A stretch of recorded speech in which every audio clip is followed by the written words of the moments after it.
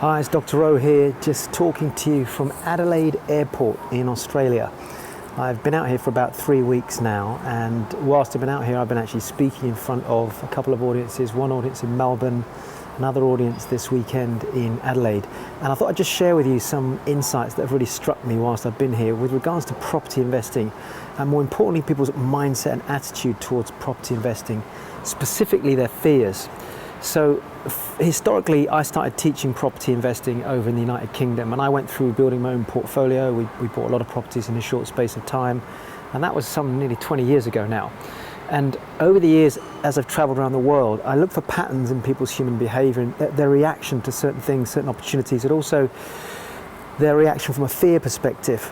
And I think what I want to just share with you, if you're watching this right now and you have reservations, you want to build a portfolio, you're possibly stuck in a job, and you genuinely have a desire to create some security. It may not even be that you want to be rich, or you want to own big cars, or you want to have a massive passive income, which is definitely achievable. What you really just want to do is create security for yourself. My big message is you are going to have to get comfortable with getting uncomfortable in order to get comfortable. I'll say that again. You have to get used to being, I'm going to just prop this up here for a minute. You have to get used to getting uncomfortable in order to be comfortable. And in order to do that, you're going to have to overcome your fears. So whilst I've been here, one of the things I've been talking about the Australians about is it's a very, very, very difficult here to get cash flow. It is achievable in certain regional areas, but primarily the biggest problem they've got is that historically the Australian market has just gone up and up and up and up and up. And an Australian can actually offset their income against the negative cash flow on a property. It's called negative gearing. So what they've done in the past is they'll buy properties, they will then hold them on the basis that you're going to get capital growth. And in many cases they've got 100, 200, 300,000 or more dollars worth of capital growth. Now, roughly split that in two and that puts you into pounds. And that's over 5, 10, 15, 20 years, sometimes shorter time frames. Melbourne's completely changed. Melbourne, to me now, is incredibly metropolis feel. You walk into the central business district, and there's a complete change of the cultural experience as well. And it's just rammed with apartments. And what people have been doing is buying on the hope that properties are going to go up in price. But the challenge, of course, is the market's been correcting, and it's likely to have a further correction, I believe, before it starts to swing back up again. What Australians do is they buy the properties on the basis that they know that there's not enough yield, there's not enough rent to necessarily support the property. So they have to support it from their actual incomes. And the problem with that is that if you're in a job in this country and you're actually trying to get property investments, then your salary is taken into account when you start to buy your portfolio, which means you only may be able to buy 2, possibly 3 properties. And unless you're a high earner, you might be limited. And you're supporting those, you're negatively geared, meaning that you have to put money into them.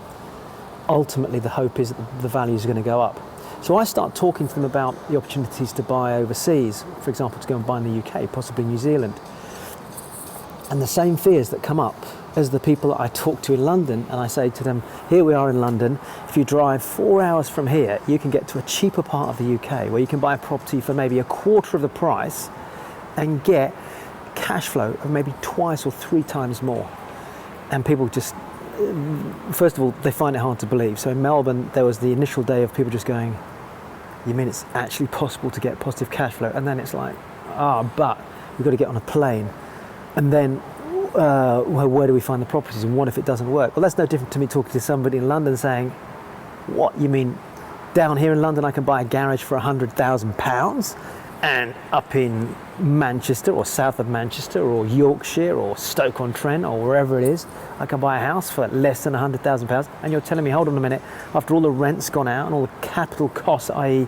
or the negative costs of managing the property, the operating costs and all those things, after all those costs have gone out on a monthly basis, you're telling me that I buy a property for under £100,000 and I can get a cash flow of 2, 3, 4, 5, 6, £700 a month? Yes, that's correct. That's not possible. And then when I do show them it's possible, all the blocks come up. Yeah, but I've got to get in a car. Haven't I got to drive and get outside the M25? But what if I get stuck in traffic?